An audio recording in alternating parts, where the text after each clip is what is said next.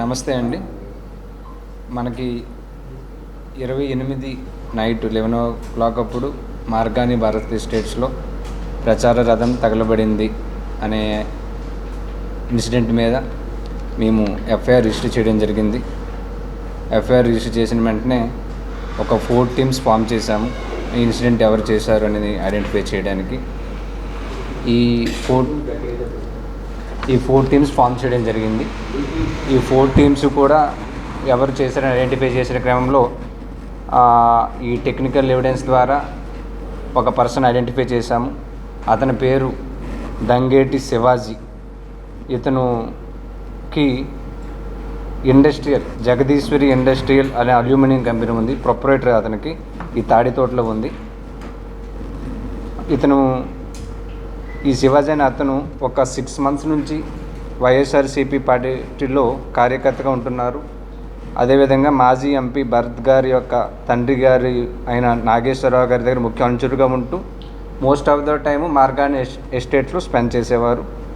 ఈ 2024 జనరల్ ఎలక్షన్లో వైఎస్ఆర్సీపీ ఓడిపోవడం, టీడీపీకి అధికారం రావడంతో ఈ శివాజీ అనే అతను ఎక్స్ఎంపీ గారి ఉన్న అభిమానంతో, అదేవిధంగా టీడీపీ శ్రేణులకు ప్రజల్లో ఒక మంచి పేరు వస్తుందని చెడగొట్టాలనే ఉద్దేశంతో 28 నైట్న రాత్రి 7 గంటల నుంచి 10 గంటల వరకు వాళ్ళ ఫ్రెండ్స్తో అక్కడ ఏదైతే రచ్చబండ ఉందో అక్కడ డ్రింక్ చేయడం జరిగింది.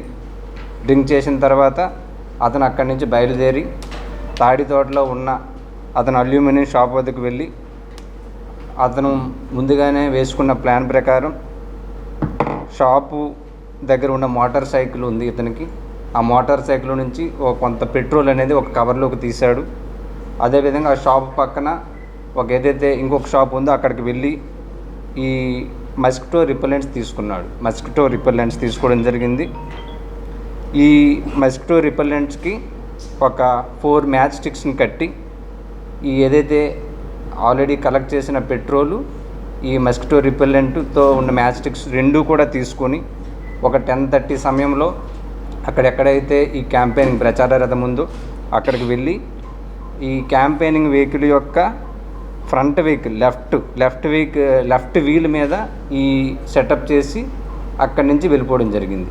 ఈ పెట్రోలు అదేవిధంగా మ్యాచ్ స్టిక్ ఆ మస్కిటో రిపెల్లెంట్ అంటించేసి అక్కడి నుంచి వెళ్ళిపోయాడు. అతను వెళ్ళిపోయిన కొంత టైం తర్వాత, కొన్ని మినిట్స్ తర్వాత ఈ స్లోగా ఏదైతే ఈ మస్కిటోకి రిపెల్లెంట్ ఉన్న ఎగ్ అనేది ఈ మ్యాచ్ స్టిక్ ద్వారా బర్న్ అయ్యి ఆల్రెడీ అక్కడ పెట్టిన పెట్రోలు బర్న్ అయ్యి స్లోగా ఆ ఫ్రంట్ వీల్ నుంచి స్టార్ట్ అయ్యి అంతా కూడా ఈ ప్రచార రథం అనేది కాలిపోవడం జరిగింది. ఆ తర్వాత ఇతనికి ఆ ఫ్రెండ్ అయిన బాలు అనే అతను ఈ శివాజీకి కాల్ చేసి ఈ పోలీస్ వాళ్ళు ఎవరు ఎంపీ ఆఫీస్ దగ్గరికి వచ్చారు అని అంటే, ఎవరైతే ఈ ముద్దాయి ఉన్నాడో శివాజీ, నాకేం తెలియదు, నేను ఇంట్లో ఉన్నాను అనేసి చెప్పడం జరిగింది. అదేవిధంగా అదే టైంలో నాగేశ్వరరావు గారికి కూడా కాల్ చేసి ఏం జరిగింది, పోలీసులు అక్కడ ఉన్నారు అని అడిగితే అతను నేను కనుక్కొని చెప్తాను అని చెప్పి ఒక 5 minutes తర్వాత ఈ శివాజీకి కాల్ చేసి ఎవరో గుర్తు తెలియని వ్యక్తులు ఈ ప్రచార రథానికి నిప్పు పెట్టడం జరిగింది అనే విషయం కూడా అతనికి చెప్పడం జరిగింది. ఓన్లీ ఈ శివాజీ వైఎస్ఆర్సీపీ పార్టీకి, అదేవిధంగా ఎక్స్ఎంపీ భరత్ రామ్ గారికి సానుభూతి వస్తుంది అనే ఉద్దేశంతో చేశాడని చెప్పి మా ముందు అంగీకరించడం జరిగింది. ఈ పర్సన్ని జ్యుడిషియల్ రిమాండ్కి పంపడం కూడా జరుగుతుంది. ఈ ఏదైతే ఇన్సిడెంట్ని చాలా తక్కువ టైంలో ఐడెంటిఫై చేసినందుకు SP east Godavari sir, CI Bommuru, అదేవిధంగా అతని టీంని కూడా అభినందించడం జరిగిందండి. Thank you so much.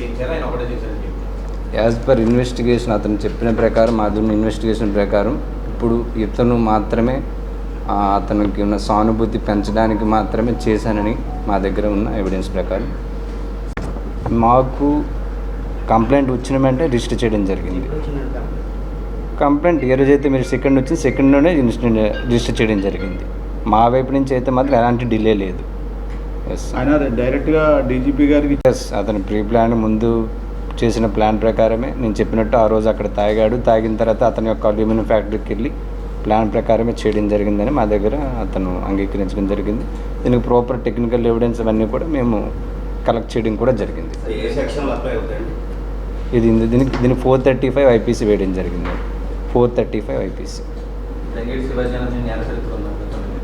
Previous ఒక కేసు ఉందన్నారు. అంటే ఏదో అతను చెప్పిన ప్రకారం ఆల్రెడీ మీరు చెప్పినట్టు అది ఒకటే అని కాదు, మొత్తం ప్రతి దగ్గర ఎక్కడైతే మనకి ఉన్న సీసీటీవీ ఫుటేజ్, టెక్నికల్ ఎవిడెన్స్ అవన్నీ కూడా ఉన్నాయి మా దగ్గర. అది ఒక్క ఆస్పెక్ట్ మీద చేయడం అనేది మాత్రం జరగలేదండి. ఇప్పటికైతే మాత్రం ఇప్పుడున్న ప్రకారం అతను ఒక్కడే చేశారని మా దగ్గర ఉన్న ఎవిడెన్స్. ఫర్దర్గా ఇంకేమైనా వస్తే మేము మళ్ళీ ఇచ్చేది. ఇప్పుడు యాజ్ ఆఫ్ నవ్ అయితే అతను ఒక్కడే చేశాడు అనేది అతను అంగీకరించాడు. మా దగ్గర ఉన్న ఎవిడెన్స్ ప్రకారం అంతవరకే ఉంది. ఇతను వాళ్ళతో మద్యం సేవించాడు, వాళ్ళు వెళ్ళిపోయారు. ఆ తర్వాత ఇతను ఒక్కడే అక్కడ చేయడం జరిగింది. వాళ్ళకి వీళ్ళకి సంబంధం లేదు అనేది ఇప్పుడుకున్న ఎవిడెన్స్ ప్రకారం ఇతను ఒక్కడే చేశాడు పార్టీ మీద ఉన్న అభిమానంతో అనేది మాకు చెప్పడం జరిగింది. రెగ్యులర్గా మార్గాన్ ఎస్టేట్స్ దానివల్ల యాక్సెసిబిలిటీ, ప్రజలు ఎవడైనా నైట్ టైం వెళ్ళిపోవడం రావడం, పెద్ద అది ఒక 8 ఎకరాలు ఉండడం వలన దాంట్లో అంతా చీకటిగా ఉండడం, చాలామంది వెళ్ళడం లోపలికి రావడం జరుగుతుంది. అక్కడ ఫ్రంట్ సైడ్ కూడా ఎటువంటి కెమెరాస్ లేవండి. దానివల్ల ఇంత దూరం రాదండి, కానీ కవర్ అవుతుంది, మ్యాక్సిమం కవర్ అవుతుంది. బట్ ఎదర ఫ్రంట్ కెమెరాస్ ఏమీ లేకపోవడం వల్ల కొద్దిగా ఇబ్బంది అయింది. కొద్దిగా దానికి గేట్స్ అవి లేకపోవడం వల్ల యాక్సెసిబిలిటీ, ప్రజలు ఏ టైం అయినా వెళ్ళడం రావడం, లోపల కొద్దిగా రోజు డ్రింక్ చేయడం అవన్నీ జరుగుతూ ఉన్నాయండి.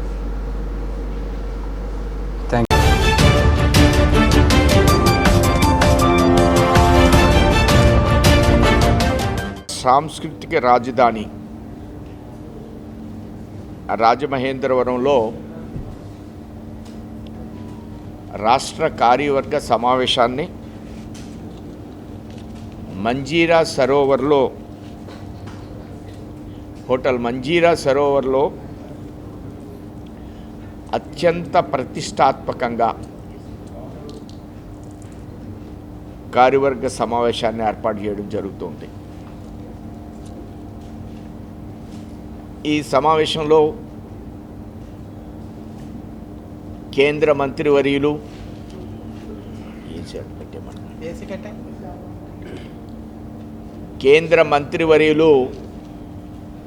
డాక్టర్ ఎల్ మురుగన్ గారు ముఖ్య అతిథిగా, వారితో పాటు రాజ్యసభ సభ్యులు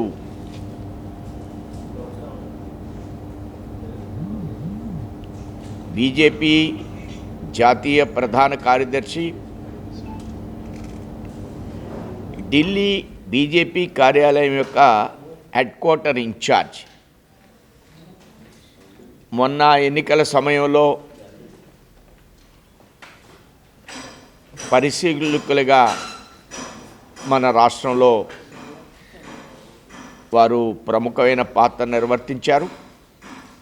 ఈ కూటమి ఎక్కడా పొరపచ్చాలు లేకుండా కార్యక్రమాన్ని కోఆర్డినేట్ చేస్తూ ప్రధానమంత్రి 3 సమావేశాలు కానీ, అలానే ఇక్కడ ఉన్నటువంటి ఫీడ్బ్యాక్స్ని మిత్రపక్షంగా జనసేనతో కలవడం, తెలుగుదేశంతో ఇప్పుడున్న ముఖ్యమంత్రి గారితో కలవడం, వారు చెప్పిన అంశాలను వెంటనే కేంద్రానికి తెలియచేయడం, కేంద్రం వెంటనే దాని మీద ప్రతిస్పందించడం, కొంతమంది అధికారుల మార్పులు చేర్పులు ఎన్నికల ముందు, అందులో ప్రముఖమైనటువంటి పాత్ర వహించినటువంటి పెద్దలు డాక్టర్ అరుణ్ సింగ్ గారు. జనరల్గా ఎన్నికల సమయంలో వారు 2 రాష్ట్రాలకు ఇన్ఛార్జి, గతంలో రాజస్థాన్, కర్ణాటక. కానీ ఈ రాష్ట్రానికి అంత ప్రముఖమైనటువంటి వ్యక్తిని ఎన్నికల సమయంలో నియమించారు. సక్సెస్ఫుల్గా ఎన్నికలు నిర్వర్తించడం కానీ, విజయాన్ని సాధించడంలో కానీ ప్రముఖమైన పాత్ర వహించినటువంటి వ్యక్తి ఈ సమావేశంలో వారు పాల్గొంటున్నారు. దీంట్లో రాష్ట్ర వ్యాప్తంగా ఎన్నికలైన అనంతరం రాష్ట్ర కార్యవర్గ సమావేశానికి సహజంగా 350 మందినే ఇన్వైటీస్ ఉంటారు. కానీ ఈ సమావేశానికి మాత్రం 2250 మందిని మండల స్థాయి అధ్యక్షుడి నుంచి ఆ పై స్థాయి బాధ్యత ఉన్నటువంటి పార్టీలో ఉన్నటువంటి ముఖ్యమైన పెద్దలందరినీ కూడా ఈ సమావేశంలో ఆహ్వానించడం జరుగుతుంది. ప్రధానంగా రాష్ట్ర కార్యవర్గ సమావేశంలో ఎజెండా ఉంటుంది. ప్రధానమైనటువంటి ఎజెండా ఈ రాష్ట్ర అభివృద్ధి, ఆంధ్ర రాష్ట్ర అభివృద్ధి ఒక ప్రధానమైనటువంటి ఆలోచనగా ఇందులో చర్చాంశనీయాలు ఉంటాయి. రాష్ట్రంలో ఉన్నటువంటి గత ప్రభుత్వ తప్పిదనాల మూలంగా జరిగినటువంటి ఆర్థిక లోటుపాట్లు, అలానే వాటిని ఎంతవరకు కేంద్రం సహాయం చేయాలి. మోడీ గారు, ప్రధానమంత్రి గారు ఆల్రెడీ చెప్పారు, ఆంధ్రప్రదేశ్ అభివృద్ధిలో భారతీయ జనతా పార్టీ ఒక ముఖ్య పాత్రను పోషించబోతుంది అంశాన్ని చాలా స్పష్టంగా వారు తెలియజేసిన మీదట అది పార్టీ బాధ్యతగా అనేకమైన అంశాల్లో రాష్ట్రానికి ఏ విధంగా చేదోడు ఇవ్వాలి. ముఖ్యమంత్రి గారు ప్రధానమంత్రిని కలిశారు, హోమ్ మినిస్టర్ని కలిశారు, ఫైనాన్స్ మినిస్టర్ని కలిశారు, రోడ్స్ అండ్ ట్రాన్స్పోర్ట్ మినిస్టర్ని కలిశారు. ఇలా అనేక మంది పెద్దలను కలవడం జరిగింది. వీటిలన్నిటిలో బీజేపీ పాత్ర ఆంధ్రప్రదేశ్ వైపు నుంచి కూడా ఏ విధంగా ఉండబోతుంది, ఎలా ముందుకు వెళ్ళాలి, ప్రజల కోరికకు అనుగుణంగా, ప్రజల యొక్క మద్దతుకి అనుగుణంగా బీజేపీ ప్రతిస్పందన కూడా అదే విధంగా ఉండాలి. కొన్ని ఇనిషియేషన్స్ పార్టీ వైపు నుంచి ఉండాలి. దాంట్లో మాకు ఎంత ప్రాతినిధ్యం ఉంది, ప్రాతినిధ్యం ఆధారంగా కాకుండా బాధ్యతాయుతమైనటువంటి రెస్పాన్సిబిలిటీని హోల్డ్ చేయాలి. జనరల్గా బాధ్యతాయుతమైన ప్రతిపక్షం అంటారు. బాధ్యతాయుతమైనటువంటి మిత్రపక్షంగా, రెస్పాన్సిబిలిటీ అంటే చిన్న పక్షమే అయినప్పటికి కూడా రాష్ట్ర పరిస్థితుల దృష్ట్యా పెద్ద మనసుతో, పెద్ద పక్షం అన్ను, పెద్ద మనసుతో విడివడినటువంటి రాష్ట్రానికి సరైనటువంటి పునాదులు వేయవలసిన బాధ్యత భారతీయ జనతా పార్టీ స్వీకరిస్తుంది. అంశాలను నేను విడిగా ఎక్స్ప్లెయిన్ చేయడానికి కోసం నేను ప్రయత్నం చేయను. ఇది ప్రధానమైనటువంటి ఎజెండా. మనం రాహుల్ గాంధీ గారు 100 స్థానాల్లోపు వచ్చినాయి. ప్రతిపక్షం బలంగా ఉండడం అంటే ప్రజాస్వామ్యంలో దేశ అభివృద్ధిలో ప్రధానమైనటువంటి పాత్ర వహించడానికి ఒక మెట్టు. కానీ ఆయన మాట్లాడేటువంటి భాష అదేదో చాలా విజయం సాధించాం, ఇంకా మోడీ గారిని గేలి చెయ్యాలి. ఇక్కడే మెచ్యూరిటీ లెవెల్స్ గురించి మనం ఆలోచించాలి. బీజేపీకి 200 స్థానాలు వచ్చినాయి, 2 స్థానాలు వచ్చినాయి. వాజ్పేయి గారు ఓడిపోయారు, అద్వానీ గారు ఓడిపోయారు. ఆ దృష్ట్యా అలాంటి పార్టీ బీజేపీ 242 నెగ్గినా, 284 నెగ్గినా, 303 నెగ్గినా అదేం చిన్న విషయం కాదండి.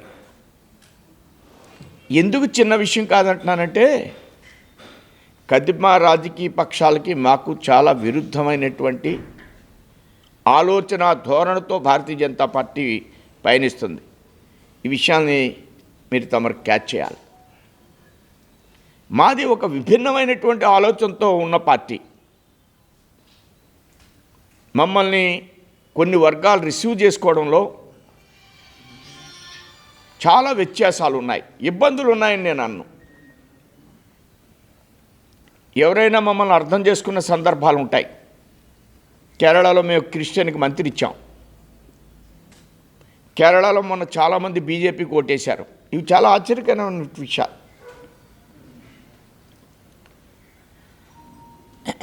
డాక్టర్ కురియన్ అని ఆయనకు మంత్రి ఇచ్చింది భారతీయ జనతా పార్టీ. మేమెవరికి వ్యతిరేకం కాదు. మీ గోవాలో ఒక క్రిస్టియన్ ముఖ్యమంత్రిగా, ఉప ముఖ్యమంత్రిగా ఉన్నారు. కొన్ని నార్త్ ఈస్టర్న్ స్టేట్స్లో క్రిస్టియన్స్ ఉప ముఖ్యమంత్రిగా ఉన్నారు. ఇంకా కూడా మా మీద కొన్ని భిన్నాభిప్రాయాలు ఉన్నాయి. మీకు ఎందుకు చెప్తున్నానంటే, ఇది మేము మూడోసారి నెగ్గడం.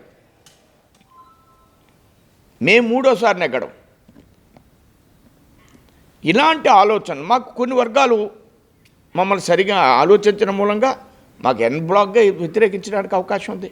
రాహుల్ గాంధీ గారికి అలాంటి సంబంధాలు ఏమున్నాయి? వాడికి ఆర్టికల్ 370 రద్దు చేసేస్తానంటాడు. ఎందుకంటాడు? ఎన్ బ్లాక్గా ముస్లింలు ఓట్లు వేయించుకోవాలని. మేమెందుకు చేశాం? కాశ్మీర్లో జాతీయ పతాకం, మన దేశంలో జాతీయ పతాకం ఎగరవేయలేనటువంటి పార్టీలు ఇవన్నీ కూడా.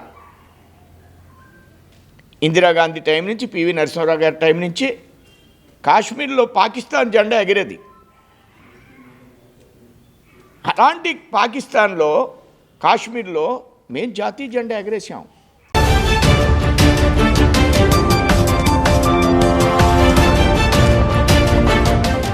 గంటల పాటు తాగిన వ్యక్తి ఇంత పథకం ఒక వ్యక్తి చేయగలుగుతాడా? మరి ఇక్కడ ఒక లాజిక్ మిస్ అయ్యారని నాకు అనిపిస్తూ ఉంది. ఇంకొక అంశము, మళ్ళీ కంటిన్యూషన్.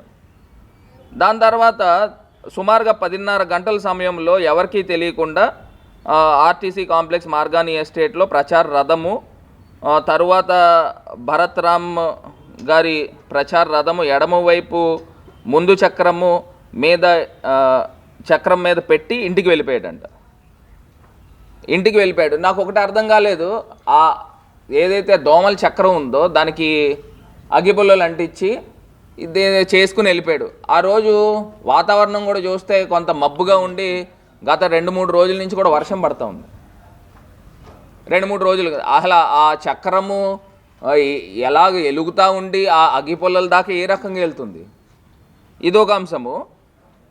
ఆ తర్వాత 10 నిమిషాలకి దోమల చక్రము అగ్గిపుల్ల వెలిగి ఆ పెట్రోల్ కవర్ ఇదయ్యి మొత్తం మీద వెలిగిందని చెప్తున్నారు. ఆ తర్వాత విఎల్పురంలో ఉండే శివాజీ స్నేహితుడు అయిన బాలు శివాజీకి ఫోన్ చేసి పోలీసులు వాళ్ళ ఎక్స్ ఎంపీ గారు ఆఫీస్ గ్రౌండ్కి వద్దకు వచ్చారు. శివాజీ అంటే ఇప్పుడు నాకు ఒకటి అర్థం కాలేదు, ఎవరు ఈ బాలు అనే వ్యక్తి? ఎవరు ఈ బాలు అనే వ్యక్తి? ఈ పథకంలో భాగమా? అసలు ఎవరు ఈ బాలు అనే వ్యక్తి? శివాజీ ఏమో నేను ఇంట్లోనే ఉన్నానని చెప్పి ఆ తర్వాత మార్గాన్ నాగేశ్వరరావు గారికి ఫోన్ చేసి ఆఫీస్ వద్ద పోలీసు వారు ఉన్నారు ఏమైందని అడగగా ఆయన ఎవరు అడిగారు? ఆఫీస్ దగ్గర పోలీసు వారు ఉన్నారని ఎవరు అడిగారు? అడగగా ఆయన ఏమైందో తెలుసుకుంటానని ఫోన్ చేసి ఆ తర్వాత 5 నిమిషాలకి శివాజీ ఫోన్ చేసి ప్రచార రథాన్ని ఎవరో నిప్పంటించారు అని ఫోన్ చేశారు. నాకు ఒకటి అర్థం కాలేని అంశం ఏంటంటే, ఆఫీస్ దగ్గరికి పోలీసు వాళ్ళు ముందర వచ్చారా? ఎవరైనా ఫోన్ చేసి చెప్తే ఏమండి మన వెహికల్ అంటుకుంది పోలీసు వాళ్ళు వచ్చారని చెప్పాలి. కానీ ఆ స్క్రిప్ట్లో పోలీసు ఇచ్చిన నోట్లో ఎలా ఉందండి? ఫస్ట్ పోలీసు వారు వచ్చారంట, మళ్ళీ 5 నిమిషాల తర్వాత ఫోన్ చేస్తే నిప్పంటుకుందని చెప్పారట. అసలు ఇక్కడ కూడా ఒక లాజిక్ మిస్ అయ్యారు. ఇప్పుడు పోలీస్ డిపార్ట్మెంట్ ప్రెస్ నోట్ ఇచ్చిన తర్వాత ఈ అంశాలు 7 గంటల నుంచి 10 గంటల దాకా 3 గంటలు తాగిన ఒక్క వ్యక్తి ఏ రకంగా పథకం ప్లాన్ చేస్తాడు? పాయింట్ నెంబర్ 1, పథకం ప్లాన్ చేసి అతను బండిలో ఉన్న వెహికల్ ఒక కవర్లో తీసుకొని పక్క షాప్లో చక్రాలు కొని ఇవన్నీ తీసుకొచ్చి టైర్ దగ్గర పెట్టడం ఎట్లా సాధ్యం అవుతుంది? ఇది కాకుండా ఫోన్ చేసిన వ్యక్తి వెంటనే నిప్పంటుకుందని చెప్తాడు, కానీ పోలీసులు వచ్చి ఉన్నారంట మళ్ళీ 5 నిమిషాల తర్వాత ఫోన్ చేసి దాంట్లో వెహికల్ ఎలిగిందంట నిప్పంటిచ్చారని ఏ రకంగా చెప్తారు? ఇక్కడ కూడా ఒక లాజిక్ మిస్ అయ్యారు. నాకు ఇవన్నీ కూడా నిజంగా ఎందుకు ఇంత దారుణంగా పోలీస్ డిపార్ట్మెంట్ ఈ రకమైన ప్రెస్ మీట్ పెట్టాల్సిన అంశము నా పైన, మా తండ్రి గారి పైన, వైఎస్ఆర్ కాంగ్రెస్ పార్టీ పైన ఈ రకమైన మాటలు చెప్తా ఉన్నారు. దీనిపైన పూర్తిగా సమగ్రమైన విచారణ జరగాలి. ఇక్కడ 2 లాజిక్లు మిస్ అయ్యారు. ఒకటి, 3 గంటలు తాగిన వ్యక్తి, ఒక సింగిల్ వ్యక్తి ఏ రకంగా చేయగలుగుతాడు? రెండోది, మా నాన్నగారికి ఫోన్ చేసిన ఈ వ్యక్తి పోలీసులు వచ్చారు 5 నిమిషాల తర్వాత నిప్పంటుకుందని ఎట్లా చెప్తాడు? పోలీసులు దేనికి వస్తారండి? ఎందుకు వస్తారు? నిప్పంటుకుంటేనే కదా పోలీసులు వచ్చేది. అప్పటికి ఇది బొమ్మూరు లిమిట్స్లో ఉంది. నేను బొమ్మూరు సీఏ గారికి ఫోన్ చేస్తే ఫోన్ పనిచేయాల. దీని ఆపోజిట్ రోడ్లో రోడ్డు ఇది ప్రకాష్ నగర్ లిమిట్స్. ఇమీడియట్గా ప్రకాష్ నగర్ సీఏ గారికి ఫోన్ చేశాను. నాకు ఇన్ఫర్మేషన్ వచ్చిన వెంటనే ఈ రకంగా జరిగింది అని వెంటనే వారు వచ్చారు. అంటే ఇదంతా కూడా నా నోటీస్కి వచ్చింది 15 గంట తర్వాత వచ్చింది. ఇక్కడికి వచ్చి పూర్తి స్థాయిగా ఇన్ఫర్మేషన్ పాస్ ఆన్ చేస్తూ ఒక కోవర్ట్ ఆపరేషన్ జరిగిందని నేను భావిస్తున్నా. ఇప్పుడు నిన్న ఇదే వ్యక్తే కనుక నిజంగా అతను తగలబెట్టుంటే ఇది 100% కోవర్ట్ ఆపరేషన్.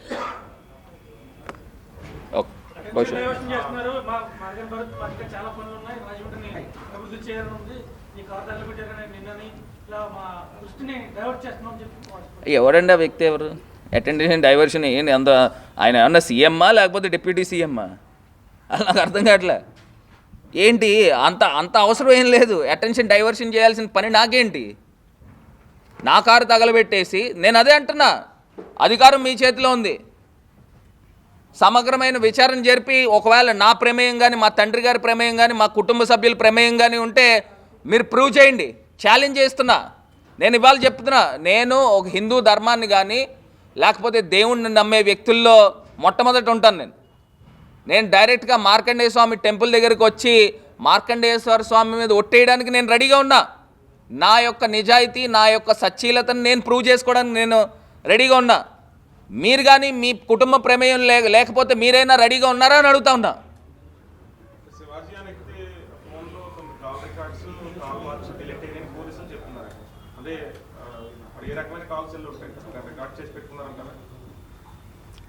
కాల్స్ డిలీట్ అయినాయి అని అంటే కాల్స్ డిలీట్ అయిందని పోలీస్ డిపార్ట్మెంట్కి ఎట్లా తెలుసండి? అదేనంటున్నా. ఇప్పుడు నెల రోజులు, ఇప్పుడు నేను ఇందాక కూడా ఇప్పుడు చెప్తున్నా, 15 సంవత్సరాల నుంచి వైఎస్ఆర్సీపీ కూడా మా సురేష్ అన్న ఉన్నాడు, 15 సంవత్సరాల నుంచి ఉన్నాడు. ఇప్పుడు ఇంత నిఖార్సైన కార్యకర్తలకు లేని బాధ నెల రోజుల ముందు వచ్చిన వ్యక్తికి ఏ రకంగా ఉంటుందని అడుగుతున్నా. ఒకటే సింపుల్ క్వశ్చన్. ఇది లాజిక్ కూడా. అసలు ఎవరు పంపిస్తే ఇతను మా దగ్గరికి వచ్చాడు? నేను ఇంకా ఎత్తుకోవాల్సింది ఏంటంటే, ఇంకా నా దగ్గర ఆఫీస్ ప్రాంతంలో కానీ మా పార్టీలో కానీ ఇంకెంతమంది కోవర్ట్లు ఉన్నారు, ఇవన్నీ కూడా నేను వెతుక్కోవాలి. నేను అదే అంటున్నా, 3 గంటలు తాగిన వ్యక్తి ఇంత పథకం రచించగలుగుతాడండి? 3 గంటలు అంటే 7 గంటల నుంచి 10 గంటల వరకు తాగిన వ్యక్తి ఇంత పథకం రచించగలుగుతాడా? ఏ రకంగా సాధ్యమవుతుంది? అండ్ ఇప్పుడు వందల వేల మంది వస్తూ ఉంటారు, అన్న మేము జగన్ గారి అభిమానులు, మీ అభిమానులు అని వస్తూ ఉంటారు. పని చేసేవాడు రండి, పని చేయమనే చెప్తాం. ఎందుకీ నాకు ఒక 4 రోజుల ముందు దాకా ఆ వ్యక్తి తిరుగుతున్నాడు, అతని పేరేంటో కూడా నాకు తెలియదు. బేసిక్గా వీళ్ళకి ఎవరికి కూడా తెలియదు, వచ్చి అన్నాటిలోనే ఇన్వాల్వ్ అయిపోతున్నాడు. సరే మన మీద ఏదో మంచిగానో ప్రేమగానో వచ్చాడేమో అని అనుకుంటున్నాం జనరల్గా వచ్చి. ఇప్పుడు మరి పోలీస్ డిపార్ట్మెంటు వైఎస్ఆర్సీపీ కార్యకర్త అన్నారు కదా, మా నాన్నగారు ప్రధాన అనుచరుడు అని చెప్పి బ్లేమ్ చేశారు కదా, అంటే మా పైన ఉన్న అభిమానంతో చేశాడని చెప్తున్నారు కదా. డిపార్ట్మెంట్ని ఇంకా పూర్తిగా ఎంక్వైరీ చేయమనండి. నా ప్రమేయం కానీ నా కుటుంబ సభ్యుల ప్రమేయం కానీ ఉందో లేదో పూర్తిగా ఎంక్వైరీ చేయమనండి. ఒకవేళ నేను అదే చెప్తున్నా, నాది కానీ నా కుటుంబ సభ్యుల ప్రమేయం కానీ ఉంటే నేను సత్య ప్రమాణం చేయడానికి సిద్ధంగా ఉన్నాను. నేను క్లియర్గా చెప్తున్నా, నా యొక్క నిజాయితీ, నా యొక్క సచ్చీలతను నేను ప్రూవ్ చేసుకోవాలి కదా. ఇప్పుడు అక్కడ ఏం కనబడతా ఉంది, నేనే వెనకాల నుండి చేయించానా అన్న విధంగా మరి పోలీస్ డిపార్ట్మెంట్ ఇచ్చిన నోటు కనబడతా ఉంది. నాకు బాధ అనిపిస్తూ ఉంది, ఎట్లాగో ఒక పార్టీకి ఆపాదిస్తారని అడుగుతున్నా.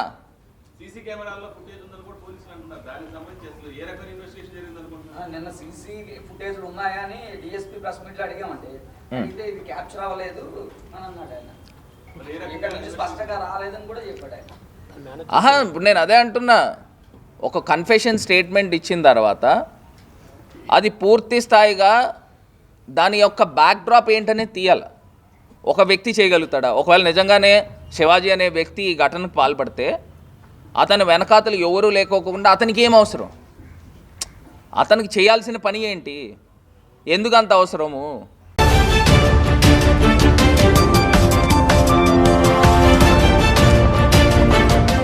కృష్ణ అంతర్జాతీయ కృష్ణ చైతన్య సంఘం ఇస్కాన్ హరే కృష్ణ అంతర్జాతీయ కృష్ణ చైతన్య సంఘం ఇస్కాన్ రాజమండ్రి వారి ఆధ్వర్యంలో శ్రీ జగన్నాథ స్వామి రథయాత్ర మహోత్సవం చక్కగా అంగరంగ వైభవంగా నిర్వహిస్తూ ఉన్నాం. ఈ యొక్క రథయాత్ర యొక్క ప్రత్యేకత ఏమిటంటే, పూరీ క్షేత్రంలో శ్రీ జగన్నాథ స్వామి అక్కడ విశేషంగా దారు బ్రహ్మ రూపంలో ఆయన అక్కడ ఉపస్థితిలో ఉన్నారు. జగన్నాథ స్వామి చాలా ప్రత్యేకమైనటువంటి రూపము. ఆయన కరుణావతారం. జగన్నాథ్ అంటేనే జగత్కే నాథుడు జగన్నాథ స్వామి. సో ఆయన యొక్క నేత్రాలు చాలా గుండ్రంగా ఉంటాయి. సమస్త సృష్టిని కూడా తాను ఆ యొక్క నేత్రాలతో వీక్షిస్తూ సమస్త ప్రాణికోటిని కూడా సంరక్షిస్తూ ఉంటారు. సో ఈ శ్రీ జగన్నాథ స్వామి మన రాజమండ్రిలో కూడా కొలువై ఉన్నారు, మన మందిరంలో. సో శ్రీ జగన్నాథ స్వామికి వచ్చిందని చెప్పి విశ్రాంతినిచ్చి శ్రీ జగన్నాథ స్వామికి కషాయాన్ని, కొన్ని మూలికలతో తయారైనటువంటి పదార్థాలను నివేదించి తర్వాత ఈ యొక్క జూలై 7వ తారీఖు ఆషాఢ శుద్ధ విధియ రోజు మనకి జగన్నాథ స్వామిని రథోత్సవంలో అంగరంగ వైభవంగా ఆయన్ని ఊరేగిస్తారన్నమాట. స్వామి చాలా రోజుల తర్వాత విశ్రాంతి తీసుకుని రథం మీదకి వచ్చి ఆయన శ్రీ జగన్నాథ స్వామి రథాన్ని అధిరోహించి భక్తులందరినీ అనుగ్రహిస్తారు. సో శ్రీ జగన్నాథ స్వామి ఆయన భక్తులందరినీ అనుగ్రహించేటువంటి విధానం చాలా అద్భుతంగా ఉంటుంది. ఎందుకు అంటే పూరీ క్షేత్రంలో జగన్నాథ స్వామిని దర్శించడానికి పాశ్చాత్యులు, విదేశీయులు ఎవరిని కూడా అనుమతించరు. ఇస్కాన్ సంస్థాపకాచార్యులైనటువంటి పూజ్యశ్రీ ఏషి భక్తి వేదాంత స్వామి శిల ప్రభుపాదుల వారి యొక్క శిష్యుల్ని కూడా వారు అనుమతించలేదు. అలాగే పెద్దలు ప్రముఖుల్ని కూడా అనుమతించలేదు. వాళ్ళందరూ ఎదురు చూసేటువంటిది ఏమిటి అంటే, జగన్నాథ స్వామి ఎప్పుడు బయటకు వస్తారు, అప్పుడు ఆయన దర్శించి వాడు పరవశించిపోవడానికి భక్తులు సిద్ధంగా ఉంటారనమాట. సో మనకి ఈ జగన్నాథ స్వామి వారి యొక్క అనుగ్రహాన్ని ఇస్కాన్ సంస్థాపకాచార్యులు బ్రహ్మ పూజ్య శ్రీ ఏసీ భక్తి వేదాంత స్వామి శిల ప్రభుపాదుల వారు ప్రపంచ దేశాల్లో ఆయన బాల్యం నుంచి కూడా ఈ యొక్క జగన్నాథ రథయాత్రలు నిర్వహిస్తూ ఎంతో ప్రచార కార్యక్రమాలని ఆయన తెలియజేస్తారు. ఈరోజు జగన్నాథుడు అంటే అందరికీ తెలిసిందే అంటే ఇస్కాన్ శిల ప్రభుపాదుల వారి యొక్క అనుగ్రహం అన్నమాట. సో ఇక రాజమండ్రి యొక్క రథయాత్ర యొక్క కార్యక్రమం వివరాలు జూలై 7వ తారీఖు ఆదివారం మధ్యాహ్నం 3 గంటలకి శ్రీ జగన్నాథ స్వామి రథోత్సవాన్ని మనం నిర్వహిస్తాం. రాజమండ్రి పుర ప్రజలందరూ కూడా ఈ కార్యక్రమంలో పాల్గొనాలి. సో జగన్నాథ స్వామి యొక్క రథం వై జంక్షన్, ఏవి అప్పారావు రోడ్, జేఎన్ రోడ్ల మధ్యలో ఉన్నటువంటి రామాలయం సెంటర్ నుంచి ప్రారంభమై మనకి ఆ యొక్క గోరక్షణపేట మీదుగా ఆజాద్ చౌక్, అట్లా కూరగాయల మార్కెట్ మీదుగా మనకి సాయి కృష్ణ థియేటర్ దగ్గర నుంచి, శ్యామలా సెంటర్ నుంచి మనకి కోటిపల్లి బస్ స్టాండ్, అలాగే మహాకాళేశ్వర టెంపుల్ దగ్గర నుంచి ఇస్కాన్ వరకు నిర్వహించడం జరుగుతుంది. సో ఇస్కాన్కి శ్రీ జగన్నాథ స్వామి వచ్చిన తర్వాత ఇక్కడ ఈ తిరుపతి నుండి వచ్చినటువంటి ఈ యొక్క ఆంధ్ర జీబీసీ జోనల్ సెక్రటరీ వారి ప్రత్యేక ఆహ్వానితులు, వారు రేవతి రమణ్ ప్రభుజీ వారి యొక్క ఆధ్యాత్మిక ప్రసంగం, వారు శ్రీ జగన్నాథ స్వామి లీలల మీద ప్రసంగాన్ని ఇస్తారు. అలాగే ప్రముఖులు కూడా ఆ యొక్క జగన్నాథుని యొక్క రథోత్సవంలో పాల్గొంటారు.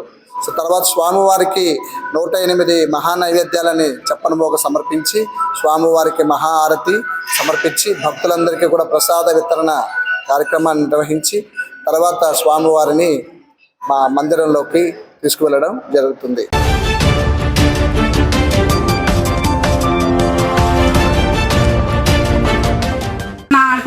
ఉపకార వేతనాలు అంటే అదంతా కూడా మనం అందరూ కూడా ఎంతో కృషి చేస్తేనే ఈ సంస్థకి ఎంత డబ్బు వస్తుంది, ఆ పిల్లలకి ఇవ్వగలుగుతున్నాం. అందరం కూడా పట్టుదలగా దాతల దగ్గరికి వెళ్ళి ఈరోజు మనం ఇళ్లలో కూర్చుంటే అందరికీ జరిగిపోతుందండి. లేడీస్ అయినా మీరైనా అందరం కూడా 60 దాటిన వాళ్ళమే. అందరం కూడా ఇంట్లో కూర్చుని పేపర్ చదువు, కాఫీ టిఫిన్ తినేసి హ్యాపీగా కూర్చోవచ్చు. కానీ సమాజానికి ఏదో ఒకటి చెయ్యాలి అని అందరూ ముందుకు వచ్చిన వాళ్ళమే. చిన్నదో పెద్దదో మనం అంతా కృషి చేద్దామని అందరం బయటకు వచ్చి ఒక స్టూడెంట్కి డబ్బు ఇస్తే ఒక కుటుంబం నిలబడుతుందండి. ముందు ఇది వృద్ధులుగానే పెట్టారు మాస్టర్ గారు, తర్వాత నెమ్మదిగా స్టూడెంట్ దగ్గరికి తీసుకొచ్చి స్టూడెంట్స్ని ఇంతమందికి ఈరోజు ఇవ్వడం జరుగుతుందండి. మాస్టర్ గారు కూడా అలాగే చదువుకున్నారు. నేను కూడా విద్యార్థులను కూడా అలాగే తీసుకురావాలి, పేద విద్యార్థులను అలా తీసుకొచ్చి చదివించాలని ఆయన సంకల్పం, గొప్ప సంకల్పం అండి. విహారి ఈ పాప రెడీ మనం అమ్మాయికి చదువుకు మనం సపోర్ట్ చేయడం. కింద 2 సార్లు వాళ్ళ తాతగారు వచ్చారు. ఈసారి మన దురదృష్టం పాపం ఆయన ఐసీసీలో ఉన్నారట. బాగా చదువుకుంటున్నాం అమ్మా, వెరీ గుడ్. ఏమీ లేదు, ఎందుకంటే 10 మందికి స్ఫూర్తి కావాలి మనం చేసే పని. నేను చేస్తున్నానంటే నాకు గొప్పేం కాదు, నాకు ఆ అమ్మాయికి సాయం చేయగలిగే తాహత ఇచ్చిన భగవంతుడికి నమస్కరిస్తున్నాను. నా గొప్పేం కాదు. పైగా వీరేశలింగం గారి, శ్రీమతి రాజ్యలక్ష్మి గారి ప్రాంగణంలో ఉన్నాం మనం. ఇంతకంటే గొప్ప ప్రాంగణం మన ఆంధ్రదేశంలో మరొకటి ఉందని అనుకున్నాం. వరం అంతే. మనం అంతా ఇక్కడికి వచ్చి ఈరోజు కాసేపు గడపడం మనకు దేవుడిచ్చిన వరంగా మనం భావించాలి. మా తాతారావు గారి ద్వారా, మీ క్లబ్ ద్వారా సంవత్సరానికి ఒకసారి కనీసం వచ్చి అరగంట పావుగంట ఇక్కడ గడిపే అవకాశం ఇచ్చిన మీ అందరికీ ధన్యవాదాలు తెలుపుతున్నాను. తప్పకుండా ఆ పాప బీడీఎస్ఏ కాదు, ఎండిఎస్ మాస్టర్ డిగ్రీ పూర్తి చేసే వరకు కూడా నేను సపోర్ట్ చేస్తాను. అప్పుడు దాకా భగవంతుడు నాకు ఆరోగ్యం ఇవ్వాలని పెద్దలంతా నన్ను దీవిస్తే అంతకంటే కోరుకునేది ఏమీ లేదు. ధన్యవాదాలు. అక్కడ సభాయ నమః. సభా వేదికని అలంకరించిన ప్రతి ఒక్కరికి పేరు పేరున, అలాగే ఈ సభను తిలకించడానికి వచ్చిన చిన్నారులకి పెద్దలకి శ్రీ మహాలక్ష్మి సమేత చిన వెంకటేశ్వర స్వామి వారి పీఠం నుండి శుభాశీస్సులు అందిస్తున్నాం. ఇక్కడ walkers yoga and laughing club వారు పాంప్లెట్లో మొట్టమొదటిగా ఒక పదం పెట్టారు, మానవ సేవయే మాధవ సేవ. అందుకేనేమో ఆ మాధవుడు మీరు చేసే మానవ సేవకి ఇక్కడ చూసే అదృష్టానికి మమ్మల్ని ఇక్కడికి పంపించాడని మేము మనస్ఫూర్తిగా విశ్వసిస్తున్నాం. భవిష్యత్తులో భగవంతుడికి ఉదయాన్నే లేచి నమస్కరించాలని సంకల్పం చేసిన ప్రతి ఒక్కరూ కూడా తనకు వచ్చే చిరు ఆదాయాల నుంచి, తనకి భగవంతుడు సమకూర్చిన వనరుల నుంచి ఎవరి వంతు వారి శక్తి మేరకి ఏదైనా ఒక సేవా కార్యక్రమం చూసేటప్పుడు ఇక్కడ మనం ఈ సేవా కార్యక్రమంలో పాలు పంచుకుంటే అది తగిన వాళ్ళకి చేరుకుంటుంది అనే విశ్వాసంతో ఉండాలి. ఇక్కడ పెద్దలందరూ మాట్లాడింది వింటే ఈ వాకర్స్ యోగా లాఫింగ్ క్లబ్ వాళ్ళు చేసే పని కూడా అదే విధంగా ఉంది. ఎందుకంటే ఎవరికైతే ఆకలి అన్నది ఉన్నదో వారికి అన్నం పెట్టే వాళ్ళ వీరిని మనస్ఫూర్తిగా విశ్వసిస్తూ వీరు చేసే భవిష్యత్తులో కార్యక్రమాలన్నింటిలోనూ కూడా భగవద్భక్తులందరూ కూడా, అలాగే మన రాజమహేంద్రగిరి చారిటబుల్ ట్రస్ట్ మరియు మనగుడి మన సేవ భారతీయ ఆధ్యాత్మిక సేవా సమితి ఉభయ రాష్ట్రాల చైర్మన్ మక్కల రమేష్ గారు కూడా ఈ రోజున మా ట్రస్ట్ మా పీఠం చైర్మన్ గారు వారు నేను కూడా ఇద్దరం వచ్చామంటే ఈ పైన మానవ సేవయే మాధవ సేవ అనేదానికి తగిన నిర్వచనానికే మేము ఈ రోజున ఇక్కడికి వచ్చాము. భగవంతుడు పంపించడం మనస్ఫూర్తిగా విశ్వసిస్తున్నాను. అలాగే ప్రతి ఒక్కరూ కూడా ఈ సేవా కార్యక్రమంలో పాల్గొనే ప్రతి ఒక్కరికి కూడా భగవంతుడు ఆయురారోగ్యాలు ఇచ్చి నిండు నూరేళ్ళు ఆయుష్నిచ్చి ఇటువంటి సేవా కార్యక్రమంలో ప్రతి మాసం పాలు పంచుకునేంత ఉల్లాసంగా వారు ఆరోగ్యవంతులుగా ఉండాలని మనస్ఫూర్తిగా కోరుకుంటూ శ్రీ మహాలక్ష్మీదేవి శ్రీ వెంకటేశ్వర స్వామి పీఠ నుంచి మన గొప్పల గంగాభవాని గారు ఈ కార్యక్రమానికి ఆహ్వానించినందుకు వారికి వారి కుటుంబ సభ్యులకి పేరు పేరున కూడా భగవత్ ఆశీస్సులు అందిస్తున్నాం. నారాయణ హరి ఓం.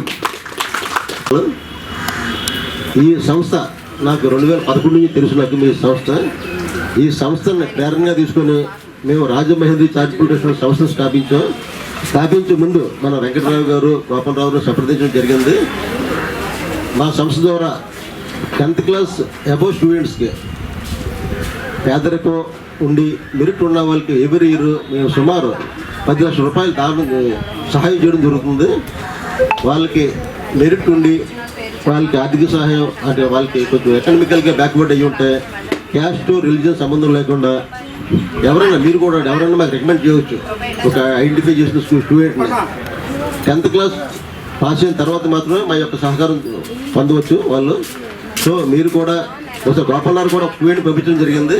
వాళ్ళు మీరు అడాప్ట్ చేసుకొని వాళ్ళకు కూడా సహాయం చేయడం జరిగింది. ఇది మేము 20 మంది సభ్యులు సేమ్ అభిప్రాయం ఉన్న వాళ్ళని స్థాపించి 2016 నుంచి ఎవ్రీ ఇయర్ మేము ఒక 10 లక్షల రూపాయలు స్టూడెంట్స్కి సహాయం చేయడం జరుగుతుంది. అంతేకాకుండా మా సంస్థ ద్వారా 2 లైబ్రరీస్ నడుపుతున్నాం. మేము ఇలిస్పేట గవర్నమెంట్ లైబ్రరీని అడాప్ట్ చేసుకొని దాన్ని కూడా మేము నడుపుతున్నాం. అక్కడ స్టూడెంట్స్ కావాల్సిన బుక్స్ అన్ని మేము అరేంజ్ చేస్తుంటాం అక్కడ. అంతేకాకుండా నిరుద్యోగ యువతకి కోచింగ్ ఇచ్చి వాళ్ళకు కూడా కావాల్సిన ఫీజులు కట్టడం కానీ బుక్స్ కానీ అన్నీ ఇచ్చి వాళ్ళు కూడా ఎలాగోలాగా లైఫ్లో సెటిల్ అయ్యేలాగా మా సంస్థ ద్వారా మేము ప్రోత్సహిస్తూ ఉంటాం. రీసెంట్ డేస్లో గౌతమి గ్రంథాలయంలో కూడా మేము సమ్మర్ క్యాంప్ నిర్వహించడం జరుగుతుంది. 45 days నిర్వహించి స్టూడెంట్స్కి అదర్ దెన్ ఎడ్యుకేషన్ అంటే యోగాలో కానీ చిత్రలేఖనంలో కానీ క్రాఫ్ట్ వర్క్ కానీ మోరల్ క్లాసులు కానీ నిర్వహించి వాళ్ళకి అదర్ దెన్ ఎడ్యుకేషన్లో వాళ్ళకి కొంచెం మనం అవేర్నెస్ క్రియేట్ చేస్తూ ఉంటాం. దానికి సహకరిస్తున్న ప్రతి పెద్దలకి మా ధన్యవాదాలు.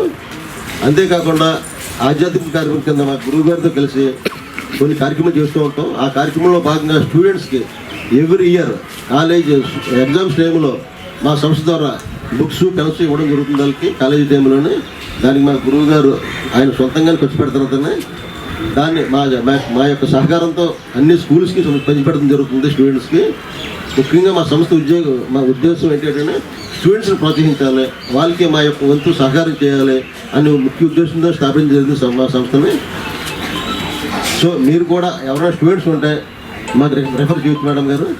వాళ్ళకి మా యొక్క సహాయం కూడా ఉంటుంది. అంటే మీరు కొంత సహాయం చేస్తారు, అది సరిపోకపోవచ్చు వాళ్ళకి. ఆ మిగిలిన చెప్పిన మేము సహాయం చేస్తాం. ప్లస్ మీరు ఒక స్టూడెంట్ ఐడెంటిఫై చేసి వాళ్ళ యొక్క బ్యాక్గ్రౌండ్ చెక్ చేసిన తర్వాత మాకు ఇస్తే మాకు కూడా ఈజీగా ఉంటుంది వాళ్ళ యొక్క బ్యాక్గ్రౌండ్ చెకింగ్. అంతేకాకుండా మా దగ్గర మ్యాన్ పవర్ ఉండదు కాబట్టి మీరు అట్లీస్ట్ కొంత వరకు బ్యాక్గ్రౌండ్ చెక్ చేసి దాన్ని మాకు అందజేస్తే మేము కూడా దాన్ని చూసుకొని వాళ్ళకి సరైన వాళ్ళకి మా సహకారం ఖచ్చితంగా ఉంటుంది. మీరు మీ స్టూడెంట్స్ అందరికీ విషయం చెప్పి దాన్ని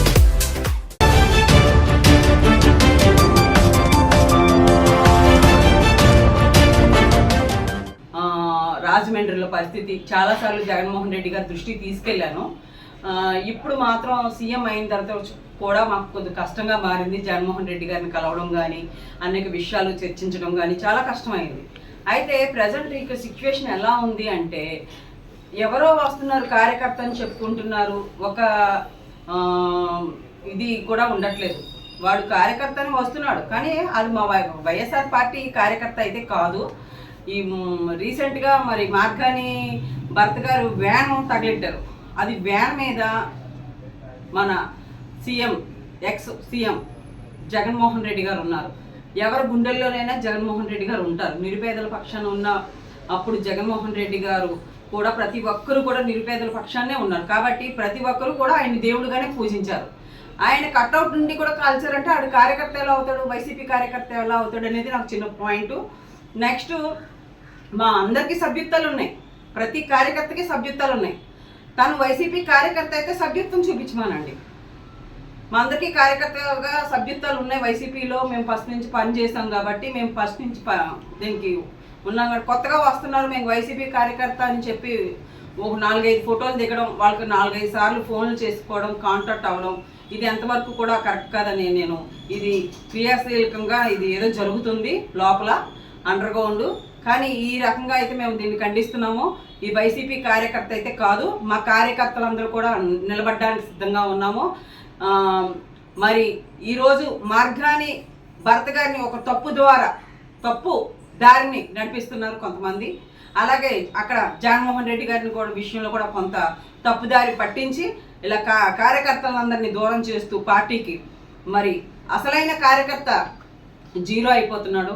మరి కొద్దిగా బాగున్న వాళ్ళందరూ కూడా పార్టీని ఎటువైపు గాలి ఉంటే అటువైపు పరిగెత్తేలాగా ప్రయాణం చేస్తున్న వాళ్ళందరినీ కూడా ఇటువంటి వాళ్ళని మనం తీసివేయాలి. ప్రజెంట్ ఎవరైతే ఫస్ట్ నుంచి కార్యకర్తలు కష్టపడి ప్రాధాన్యత ఇవ్వాలి పార్టీలో కూడాను.